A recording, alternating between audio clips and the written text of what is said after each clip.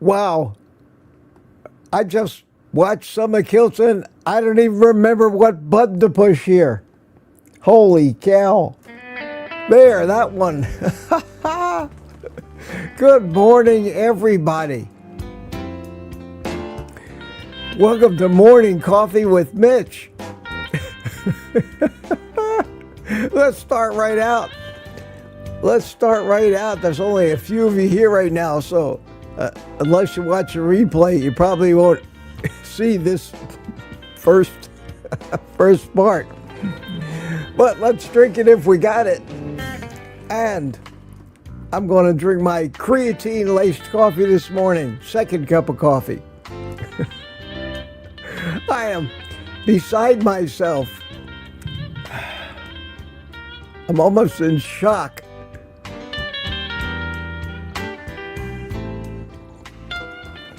And I know that so many of you share my opinion. Well, good morning. Welcome to Morning Coffee with Mitch.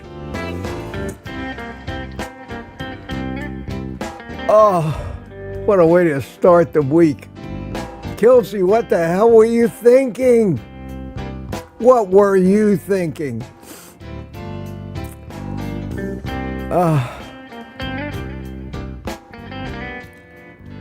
So let's give people a chance to find their seats, settle down, get their popcorn and their large Coca-Cola in place for the show, and try to digest what happened. Oh, what happened? And I see by the comments already that I'm not alone. I am not alone.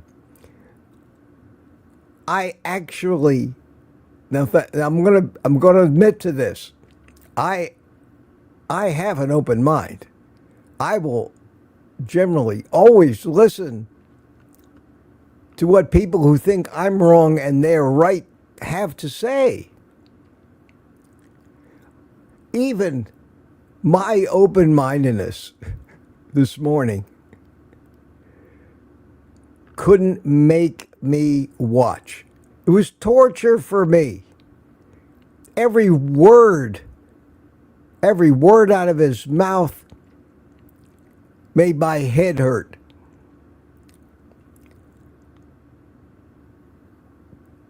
Oh man. And there's a reason why I do not watch vegan videos. It may be the same reason that I don't go out of my way to watch Chinese communist videos.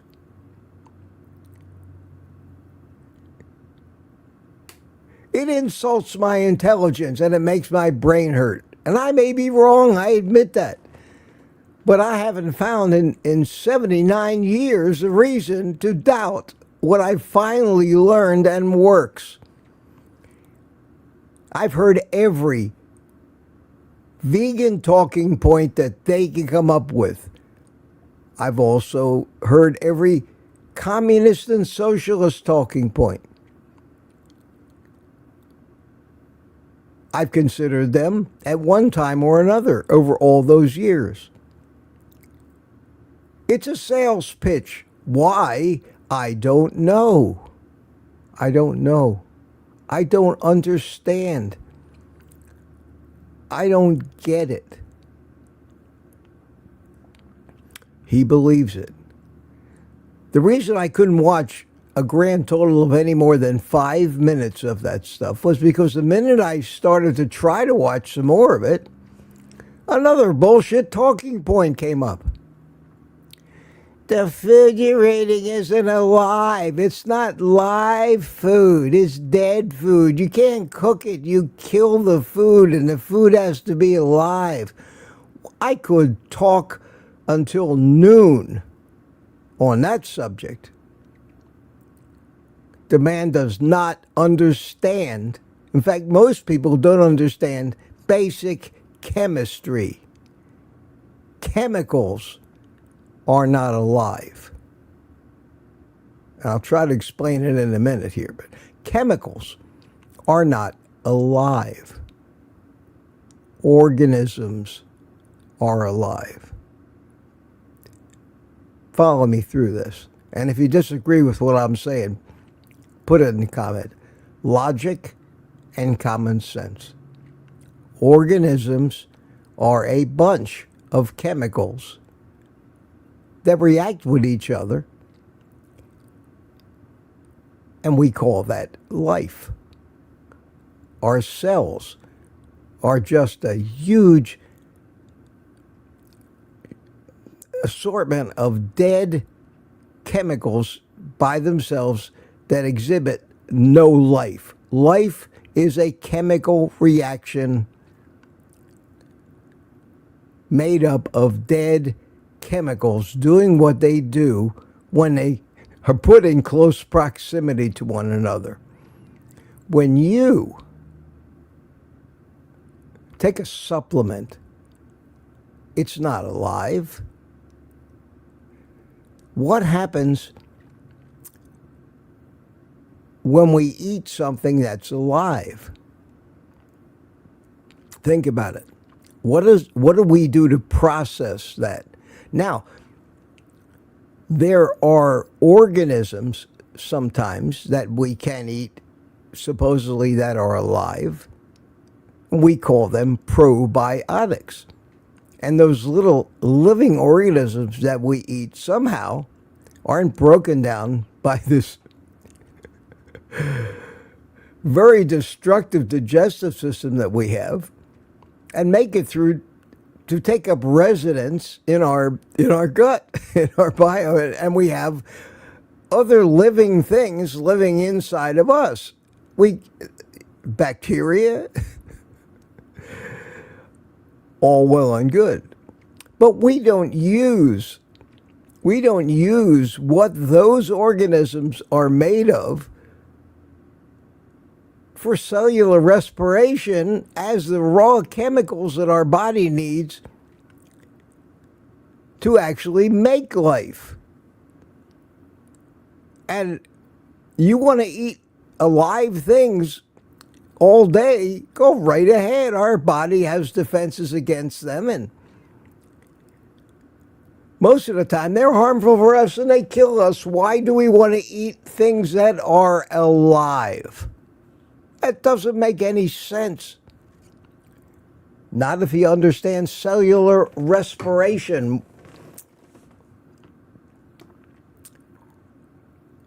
We breathe oxygen.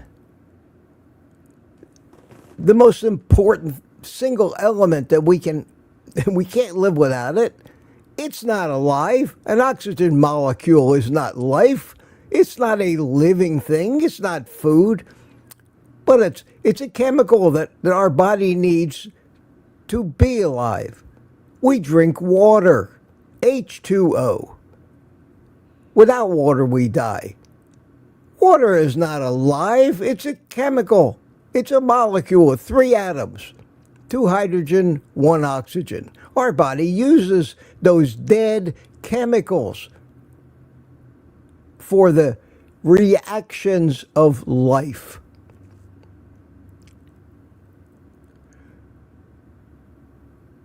The talking points are bullshit. And if you can't tell, I'm almost incensed that somebody as smart as my friend Kiltsey, maybe he did it to make the point that these raw vegans have lost their minds. It's a religion. It's a cult. Nothing they do makes any sense because we know as carnivores that if we do that, Eventually, it will kill us. Doing that made me sick as hell all my life. Everybody finally gets the guts when they've been a raw vegan, to become a carnivore. We know about plant toxins. We know that the reason we cooked plants was to try to kill the toxins or get rid of them. We have to soak these plants or they'll kill us when we eat them. I'd like to see a raw vegan sit down, eat a pound of raw almonds and a pound of raw legumes, like castor beans. It would be a horrible, horrible death. We work so hard to eliminate these things. And I'm pissed off. Honest to God, I'm pissed off. And I'm pissed off because if anybody sits and listens to that propaganda, who has finally discovered what it takes to be healthy and believes any of that pretzel logic that was spewed this morning and gives up carnivore, then we work so hard to convince people that believe that stuff that they're wrong. Why would we want to subject ourselves, open-minded or not? It boggles the mind. It boggles the mind. It insults my intelligence. And I made one comment on that video, and it said, my brain hurts from watching it. We don't want to eat or need to eat live food. We need to eat what it takes to get the chemicals our body needs to the phosphorus, the calcium, the hydrogen, the oxygen, the raw chemicals. Because what happens when we eat? Second point that made me crazy was you need to eat alkaline foods. Think about that. You need to eat alkaline foods. The body's pH should be 7.4. If we eat acidic foods, it throws our body's pH off. What's the first thing that happens when you eat food? You put it in your mouth immediately. Enzymes start breaking it down to its raw components. If it happened to be live, most often it'll be killed right then and there. What's the next thing that happens after we chew it up for a while and get these enzymes pre-digesting the food in our mouth? It goes down the chute. And what does it find at the bottom of the chute? It finds stomach acid. Acid that would burn holes in metal. Acid with a pH of 2. Acid stronger than hydrofluoric or hydrochloric acid. The kind of acid that gangsters, when they kill somebody and cut them up in little pieces and throw them in a barrel, dissolves them into nothing, into goo. We have a lining in our stomach that keeps it from being dissolved by the very acid in our stomach. But when we have what they call acid reflux, and that acid gets up into our esophagus that doesn't have that lining, it's terrible. So what do? We start eating antacids like Tums and but if anything that's alive manages to get to the stomach, somehow the probiotics get through because the drug companies probably encapsulate them with the same stuff that keeps the acid out, like the lining of our stomach, and it manages to get through. But anything else that we haven't manipulated is going to be torn down into its basic components. And chemicals and amino acids.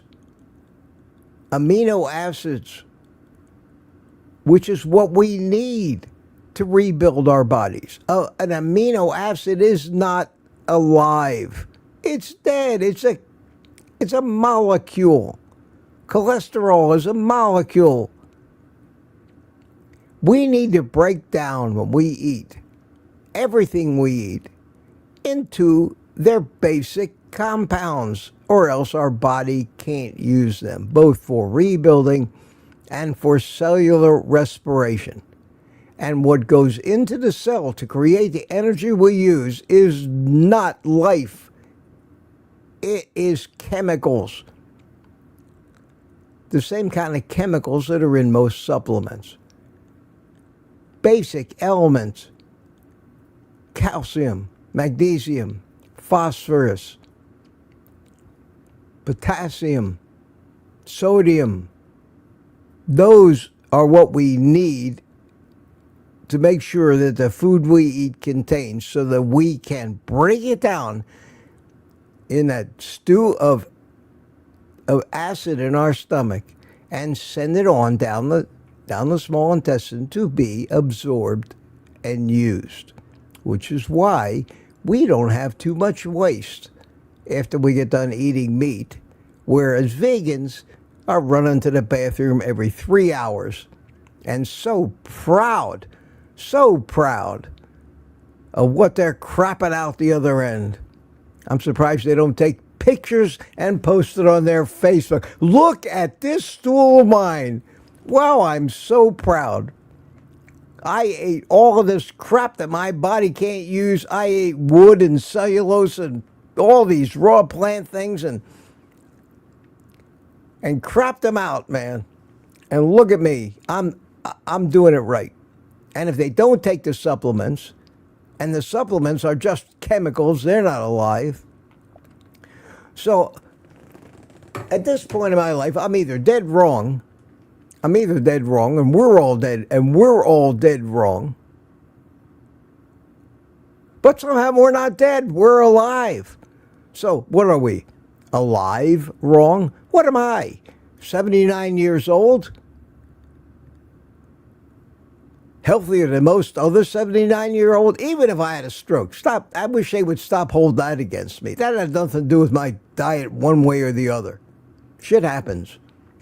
People have strokes. Young people have strokes. Healthy people have strokes. Anybody can get a blood clot somewhere for any reason, and it can do harm. At any rate, I sat there and I argued with myself. I said, you should be watching this, Mitch. You should give them the benefit of the doubt. Then you say, no, Mitch, you spent a lifetime finally learning why this is all wrong. It's all propaganda. It's all talking points. Sells books. And who knows the truth? Who knows the truth about this guy? Who knows what he really eats? Who knows what supplements he actually takes? Who knows how long? He's a young man yet. He's 66. Who knows what he's going to be like when he's pushing 80 if he continues to eat wood and fiber and doesn't get vitamin B12 and doesn't get vitamin D and doesn't get all of the things that animal life needs to live, and you get them from meat. And if you're trying to eat plants, more power to you. Just do what you want. Don't make me listen to your bullshit. And it makes me angry. And you won't like me when I get angry. Or maybe you do. Maybe you do. Maybe you do. I shout out a big, Chuck says, a shout out, a big thanks to you for being a great fellow carnivore friend. You went all in helping bring to. Yes, thank you, Chuck. Thank you so much. Thank you so much. And All I can say is, as a curiosity, it's great because we can listen to these guys. Not a single point, not a single sentence came out of his mouth. Well, I have to be honest, I didn't watch most of it. I couldn't do it. I couldn't. How long can you sit and listen to somebody tell you why you're stupid and they're not? Not after what we've learned. Not after the good we've done. Not after the evidence we have. The diabetics we've cured. The heart disease we prevented. The evidence for their case is epidemic levels of all of these plant-caused reactions that are not diseases. They are poisoning. Plants poison. You want to do plants like Mitch does plants. Take the leaves, roll them up into a big ball, stick it in your mouth, light it on fire. The least harmful way to ingest plants.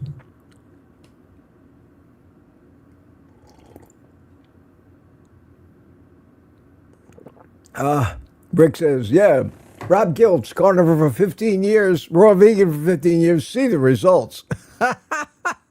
So I'm glad to see these comments because what I feared was that I would come in this morning and people in the comments will say, well, don't you agree with him when he said this? What do you think about that? Isn't that a good point that he made? What about our stomach? What about our eating alkaline foods? And life is not that complicated.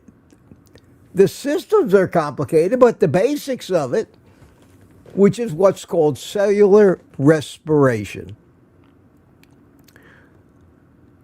is life.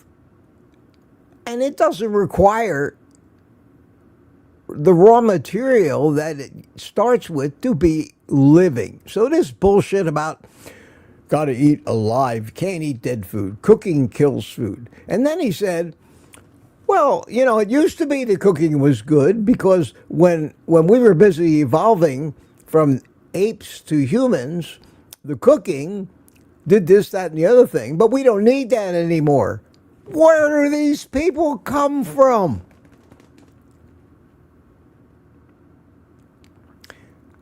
Brainwashing, no common sense, no understanding of the real basics and mechanisms of what makes life life. Nothing mysterious about it. It's a bunch of miraculous chemical reactions that happen because chemicals react. Any of us that have been through high school chemistry know you mix this with that and a predictable result. Don't throw this in the same beaker with that because it'll blow up and the school will burn down. Okay? It happens every time predictably. And life is the same way. Stringing of amino acid molecules together in just the right order, a predictable force of nature, attraction and repelling, will cause that big long peptide chain to fold up exactly the same way every time and create a protein, which turns out to be a little organic motor that powers our cells, makes the ATP, which power everything else. And it happens the same way every time. It's predictable because it relies on a force of nature. And the only thing that changes the way it works will be a difference in the structure of the components of all the stuff. This is basic chemistry. Somehow, we've taken out of the dialogue basic chemistry. We know it's predictable. It has to be predictable. And it has to happen the same every time. Or you have an organism that just gets sick and dies. It doesn't work. So, the supplements that you take, unless they're designed to deliver living organisms into your gut, like a probiotic, are dead.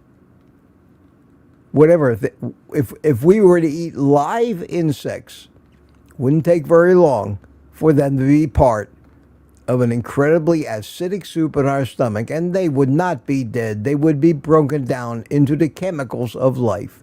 We then absorb those chemicals and molecules and compounds and use them so that we can be alive. But that's all the talking points of the vegans. All the talking points. I don't know. And this guy may have a little different genetics. Some of us can't eat any plants. Some of us can do well with some plants. Some of us needed to survive. In the short term, any of us can eat anything. What it'll do to us 10 years down the road, we simply don't know. Anyway, what a rant for a Monday morning after I had a great time and a great weekend with all my friends down here for our meetup, and then having so many great people over at the house here. It was just wonderful. I overdid it. I wore myself out. I spent the weekend recuperating. I did nothing yesterday except a little exercise and rest. I'm feeling good this morning. Wide awake at 5 a.m. Had my first cup of coffee with the MCT powder in it and butter, a little pat of butter, and my second coffee with the creatine.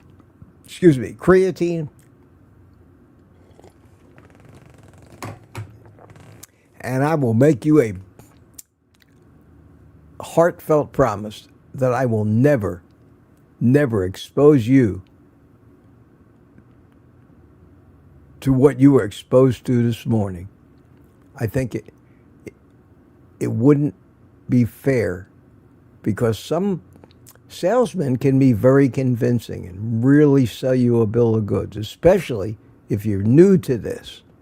Now, I don't think he changed any long-term carnivore's mind. I don't think Rick is going to go out there to the grocery store today and buy a bunch of raw broccoli so he can eat it all day and leave the poor iguanas alone. I don't think that's going to happen.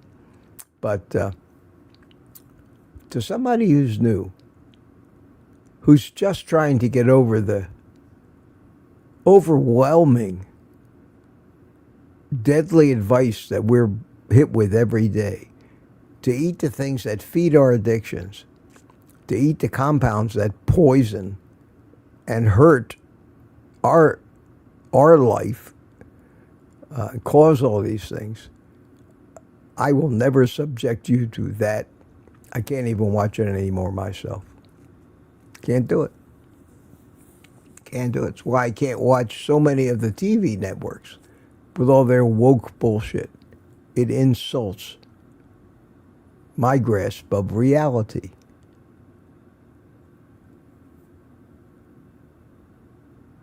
Propaganda, brainwashing. It's all that.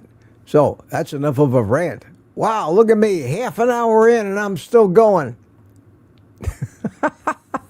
I'm sorry. No, I'm not sorry. These things need to be said. Now, I'm sure Kiltsy and Nelson challenged this guy. I don't know what he said. I'm not going to watch the replay. I don't want to know. The only thing I want to know, and you guys can tell me here, or tell me tomorrow night on our live stream, is does he supplement?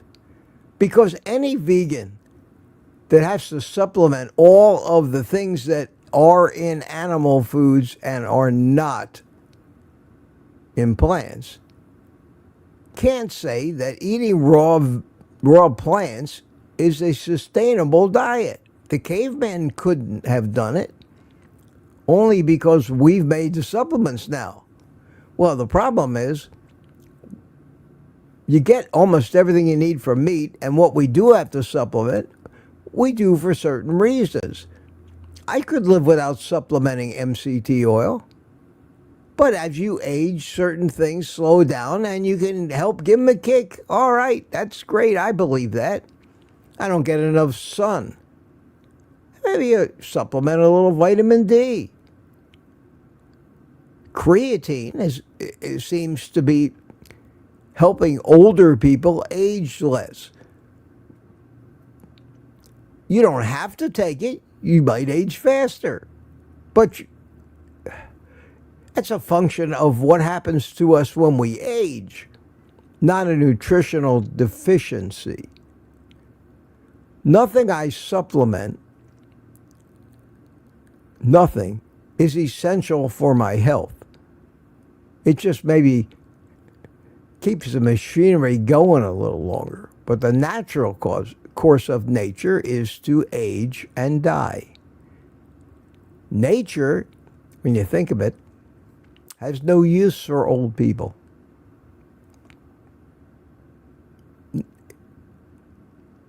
Nature only needs us until we reproduce, which is at the beginning of our lives, basically. Other than that, we are of no use to future generations, except for passing on knowledge and learning, and maybe hurting them and keeping them out of trouble. But raw nature is the simplest thing. Life needs to survive until it reproduces. And that's it. So we've fulfilled, those of us that have had children, we've fulfilled our obligation to nature to keep it going, produce the next generation. And after that, what we have to deal with is keeping the machinery going as long as we can. So we've learned things and we supplement with things. But those supplements, you don't need to take them if you're 10 years old and you have the right diet. You have to take them if your diet is deficient. We use the term nutrients. Nutrients are just chemicals. It's all just chemicals. It's all just chemicals. And if you really have an understanding of the machinery of life and the processes that keep it going, you become completely and totally uncorruptible. Can you imagine Bart Kay debating with this guy? This guy who's an Indian in his country, and this is not prejudiced, bigoted, racist, or any other nonsense. This is logic and common sense. The people in India who are basically vegetarians are getting sick as hell. They have the highest diabetes rate anywhere. It's terrible. And yet, are they really vegetarians? Have any of you been to an Indian restaurant lately? What part of chicken tikka masala is not vegetarian? Well, the chicken maybe? Do they not eat eggs? Do they not eat fish? Can they still call themselves, I'm a raw vegan, but I eat eggs? I'll call it lacto-ovo. I drink some milk.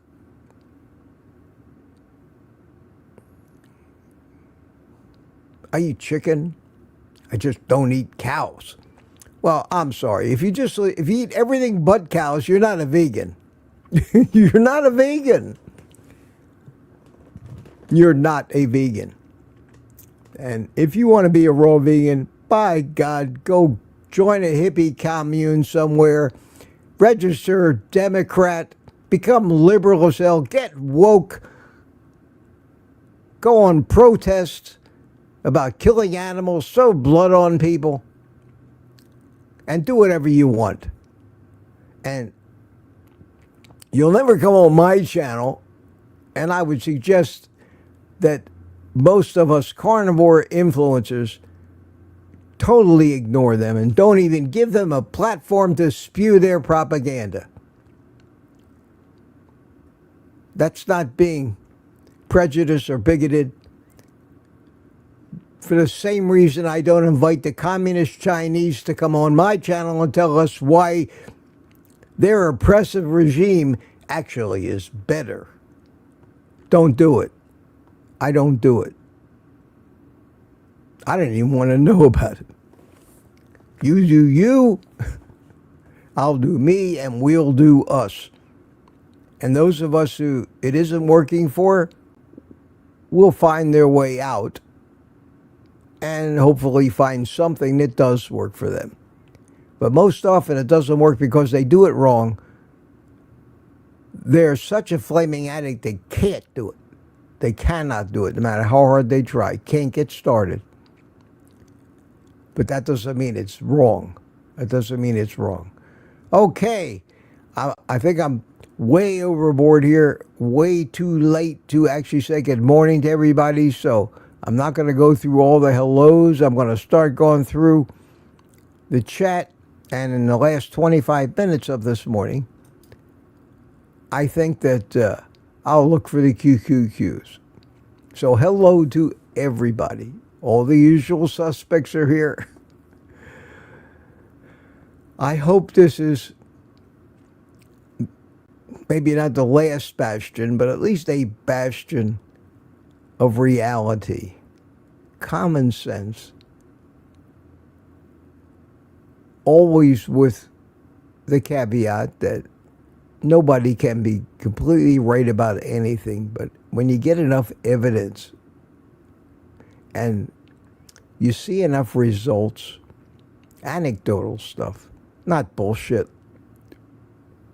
laboratory tests and studies, which are really have become only marketing propaganda.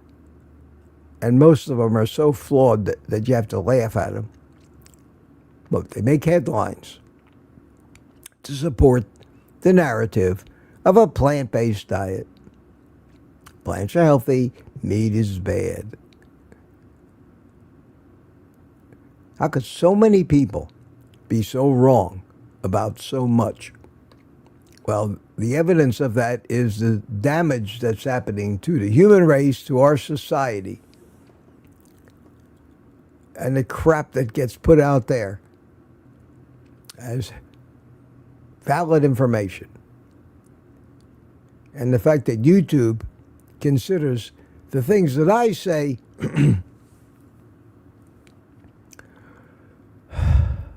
dangerous medical advice.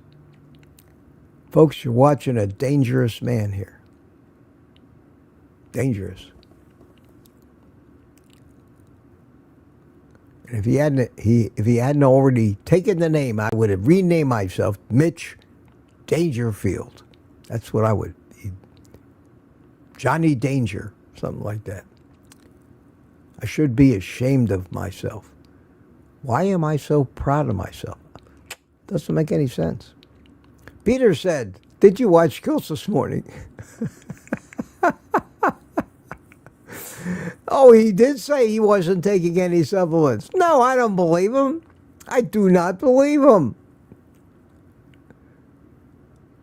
Yes, it may be possible that that through his heritage, on his journey from being a monkey to a human, that all of his particular ancestors, all of them, lived in a meat-sparse environment. And it may be that in his genetics, so much of the code that a monkey lives on is still there to process and metabolize the plants. It is possible that there are people still alive today with a background of ancestors who were forced to, by the location, by everything else, eat mostly plants. And they are fine-tuned to extract whatever, at least the minimum life-giving nutrients from the plants. It's possible. And he may be one of them. It's also possible that exactly the opposite happens. That in any of our ancestry, for the majority of the millions of years of our ancestors that didn't move around, that were in a given environment, that had only meat to eat, that never had to adapt to plants, and therefore don't have the genetics fine-tuned to prosper on plants. Those of us do great on carnivore. It's possible. In fact, it almost would be impossible to think it didn't exist. That you could have two different human beings. One of them can prosper on carnivore, and the other can prosper on plants. So, if you're a raw vegan and you're prospering, that's great. But don't tell a carnivore that that's what they should be doing. And we shouldn't be telling these people that really do prosper on a raw vegan diet that they need to give up the plants. They're different than we are. Living things, there are living things out there that prosper on plants. A cow doesn't eat meat. A lion doesn't eat plants. They both prosper and they're both alive. They have different machinery and different adaptations. I don't care what they say, but don't write a book and tell me why I'm so wrong. And don't tell me about I'm eating dead food. And don't tell me I shouldn't be eating cooked food. And don't tell me that I need to eat alkaline foods like plants.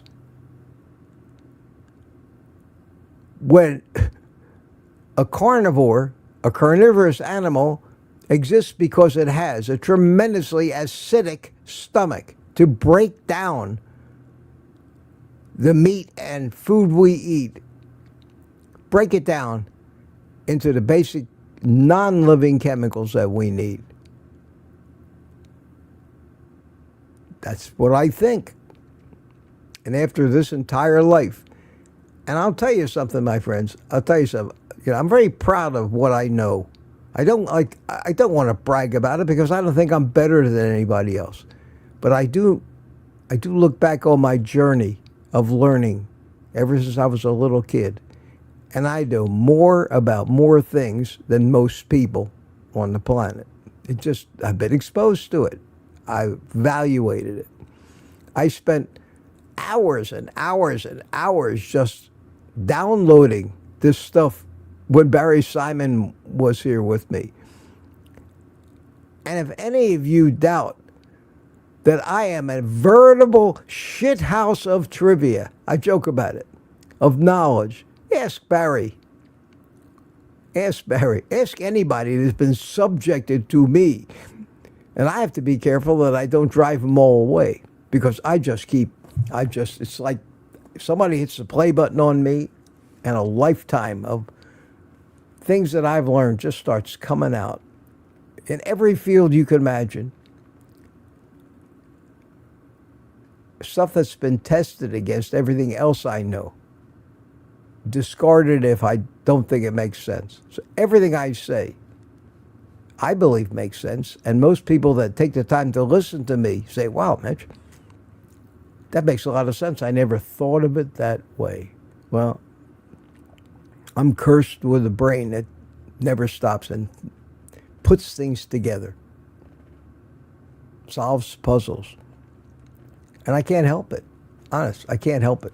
I don't think it makes me any better. I'm not egotistical or arrogant about it. It's just, sometimes I say, how can people, this is so simple and basic. It makes so much sense. How come people can't understand it? Because they haven't gone through the mental gymnastics I have. And again, my brain is just the same mush of the same chemicals as everybody else's. But then again, the computer memory in a computer that works and the computer memory in a computer that doesn't work, it may not be bad memory. It may be bad programming. There's so many, you have to, and I think that's the reason so many of us, there's nothing wrong with us physiologically. We're just running on shitty programming. And we are an organic computer after all. Anyway, Peter, I'm glad. I watched that and I said, I hope nobody takes this guy seriously. And I hope Kilsey never does this again, because my following and Kilsey's following are not the vegan crowd. And for the same reason that I never watch, ever watch a video from somebody who has a plant-based channel. Never. I never react to them. I will not debate these people. It's why I finally got to the point at my age where I'm not fighting anymore. I just say to them, you do you. Good luck, my friend. If whatever works for you, you do it. You'll never change my mind. I'll never change your mind. Why bother? Why waste what precious time we have on this planet trying to move the immovable? It's frustrating. It's frustrating. So I won't do it. I won't do it Yeah. I knew I was going to get a lot of bribes. My daughter did vegetarian, not vegan, for 3 years and wound up in a hospital. We have so many stories.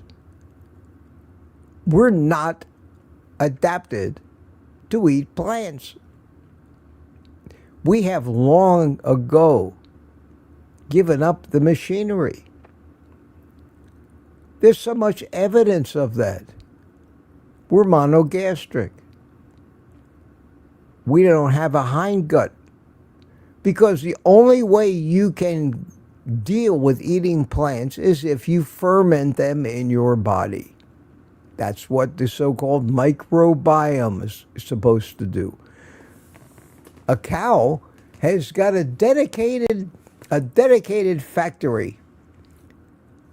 It's dedicated solely to fermenting grass and all that stuff. And these little bacteria, each an individual life of its own, munch up all that cellulose, ferment it, and out comes free fatty acids. Fat.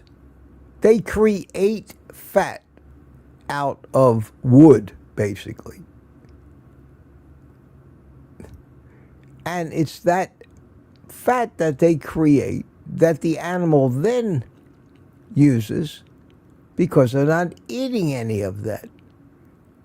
Over the years, as we adapted to become meat eaters, because that's all there was as we were wandering and migrating for millions of years looking for food, the only thing really, we were moving north, we were going into cold climates.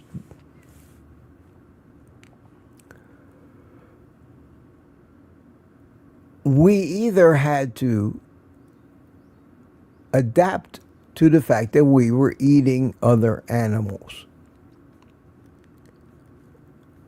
We didn't need all that machinery, all that energy-consuming machinery, digestive machinery. Our brains were growing bigger because we were getting more and more and more of what brains are made of, fat, in our diet.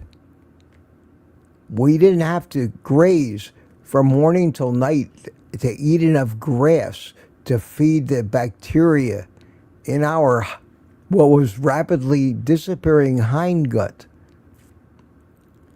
To get the kind of fat we needed, we were overloading ourselves with dietary animal fat, and our brains got bigger, and we got smarter, and our brains used more and more and more energy, and we could only make so much energy.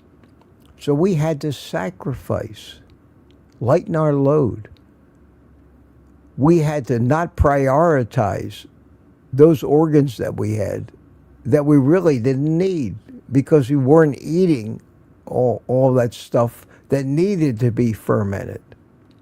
And we became carnivores from herbivores. And now, anybody that doesn't believe that that's what really happened can look at our anatomy, our internal organs, look at a cow's anatomy and internal organs, because we are both mammals, after all, and see the differences. And in a cow, where our appendix is, that little dead end in our digestive tract, that used to be, they call that a vestigial organ, kind of like our tailbone. We still have a connecting point where our tail used to be, but the tail wasn't necessary anymore, so it just got shorter and shorter until it went away. Well, so did our hindgut, and now we have an appendix. Any fool, anybody with the slightest open mind, if they're shown pictures of the different anatomies, you say, wow, look at that, it's all the same except for where that hindgut used to connect. There's nothing in a human. We don't need the machinery to ferment plants anymore. If we don't need, because as evidenced by the fact that we gave up our hindgut, that's logic. And if people can't understand that, or keep trying to spin off different reasons, they're illogical. I can't work that way, and I hope none of you can either. All right, sorry, ranting again. I got so incensed from that this morning. Can you tell? Can you tell? And I keep, it's like, everybody here has seen The Wizard of Oz. Haven't you? The greatest single line in that whole entire movie was, "You can't believe the man behind the curtain." And that's what we live with every day. The man behind the curtain, the man pulling the levers, trying to make you believe something that is just a message controlled by somebody else who has their own agenda. Rick says, I tried vegan and it almost did kill me. Well, the thing that appeals to vegans is that it introduces carbohydrates. How many people are such addicts finally to carbohydrates because of all of the bullshit that we've been blasted with the past 100 years, want to be a vegan because they're addicted to carbohydrates. They want to eat 8 meals a day. They want to constantly eat. And they're dramatically searching for an excuse to do that. And they will jump on the vegetarian bandwagon because sugar is a vegetarian food in the quantities needed to satisfy an addiction. And in the absence of meat, sugar is necessary as a survival food. And we're still living with genetics from those days. We are programmed to be compelled to eat survival food because the real food is hard to find. Today it's not hard to find, but we're an addicted race. We're stuck with it. We're stuck with other addictions. Alcohol, we're addicted to alcohol. It's what? Alcohol industry. It's never going to go away. CB says, I wonder if Kiltz maybe read the book title and not the book and asked him to come on. But it's possible. You know, when you do a show where you need a guest every day, CB, I think that it's not easy. Ask any of our community who do interview live streams. I marvel at Dave Mack, but every once in a while, Dave Mack is putting out a message. You know, I want to interview you. So it's possible.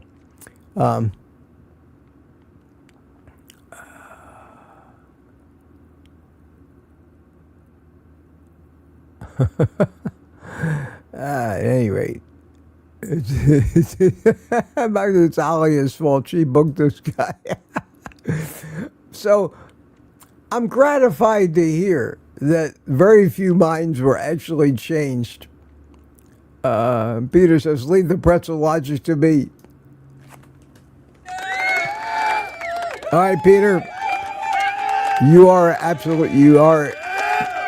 undoubtedly, you can claim the right to anything related to the word pretzel. It is in your name, after all. And Rick says, yes, plants are dead when we eat them. Cooked or uncooked. Even raw plants are still dead. They're not, unless you pick them and eat them right away while they're still growing a little bit, but it doesn't matter. Anything we eat is going to be destroyed and broken down into its bit. It's like when you go to watch one of these machines that crushes a car, you know, and it compacts it, and then it goes in the machine and it shreds it, and it comes out. There's nothing left after it's torn apart like that even resembles a car. Certainly not anything you could get in and drive to the supermarket.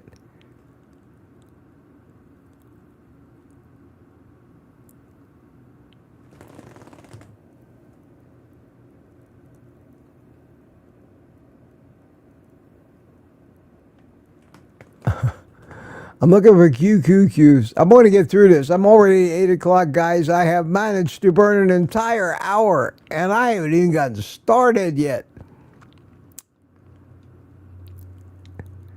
If I accomplish nothing else this morning, is that you need a finely tuned and active bullshit detector if you're going to ever learn something and not let anybody make you doubt what you've learned. If you're going to survive in this world, you need a bullshit detector. Barry Simon, good morning, Barry. How are you, my friend? It's true, isn't it? Isn't it like you better be careful if you give me a chance to orate. Hours. God, how did you sit there and just listen for all those hours without telling me, oh, shut up already, Mitch? I really appreciated that. I don't get to talk to a lot of people other than during these live streams. And the people that get in front of me in a captive audience, sometimes I say, buckle your seatbelt. And we talked about everything. And I try to be aware. I constantly watch for what I call the deer in the headlights look, for that blank stare. Like, is this guy ever going to shut up? Is this ever going to end? But I didn't get that from Barry. So I thoroughly enjoyed it. And I hope you enjoyed it as much as I did. Question. I didn't listen, but it's possible Kiltz had him on to shed sunlight on the absurd. Oh, Kiltz does that. The only problem with that is what's the audience going to think? Because very few people seem to have the insight to pick out somebody's actual motive from what really is presented, the more superficial way to look at it. But it's possible. It's like, well, Kiltz does that. But usually, somebody like Bart K, you don't have to wonder. You never have to ask that question. Because Bart K makes it perfectly evident by trashing the guy he doesn't agree with. You don't have to guess what side he's on. But it's possible. It's also possible that Alia booked a guest because a guy wrote a book called Nature, and we want to exist and do things that jive with nature too. It's just their version of how nature works and our version of how nature works are completely different. And they all have talking points. And the vegan talking points are, food isn't alive. The pH is right. I mean, it's one after another. A few times I turned back to it, and then I heard another one. Those ones I talked about, I'm sure this guy went through the whole litany of talking points, which are spin. They're nonsense. They are not. They don't make sense when you understand the mechanisms. They could make a case for why your car can run on water. They could spin it up there and they could tell you all things and make you believe it. Why are you buying gasoline when you could put water in your gas tank? The only problem is the car won't run. But that's not important. That's not important. CB, what about when he said you can prove we are plant-based in 2 minutes? Then he started explaining the similarity of how we and herbivores drink water.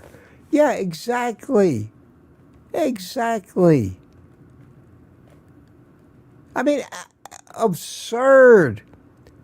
No, you have to be plant-based because the pH of, our blood pH is supposed to be 7.4, and you can't get any more. What? That's our blood.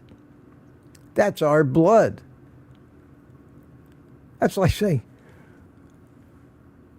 the boiling water that I have on my stove in order to make my hard-boiled eggs is 212 degrees. So I have to heat my house to 200 degrees all the time. 212, because, that proves it, doesn't it? If I need 212 degrees to make my hard-boiled eggs, then that's my environment has to be. It's absurd. It's crazy, nonsensical, illogical points. That's called spin and propaganda. And somebody's going to believe it. Somebody's going to believe it. That's the problem.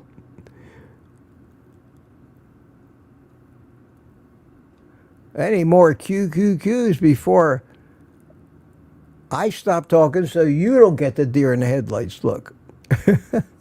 Anyway, I appreciate everybody coming in this morning. Lizzie, member for 8 months. My daughter, Destiny, is pregnant. I'm going to be a grandma. Grandma Lizzie. Good for you. Good for you. And Bill Cook says, I swear statins are poison for the liver. And if you're a logical person, you say, when you take statins, you have to go for liver enzyme tests every so many months. Why?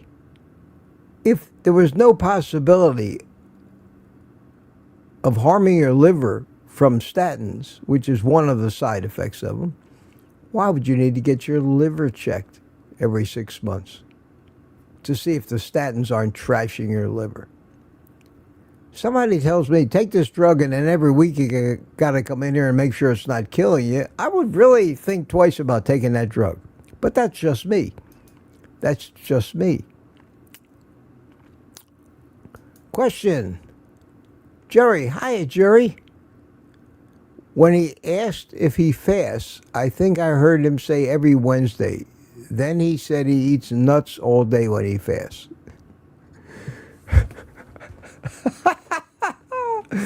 Oh, Jerry. And the operative word that described the whole ordeal of listening to this clown talk for an hour is in that sentence. It begins with end and it ends with UTS. And it may work for him. That's the thing. But just because something works for you, you can't claim that everybody should do it. Those are the worst people in the world. Do it my way. We're all a little bit different. At a cellular level, according to Kilty, and I believe this, we are the same. Biologically, our chemistry is the same. Our adaptation for some of the systems that rely on that chemistry makes it a little different.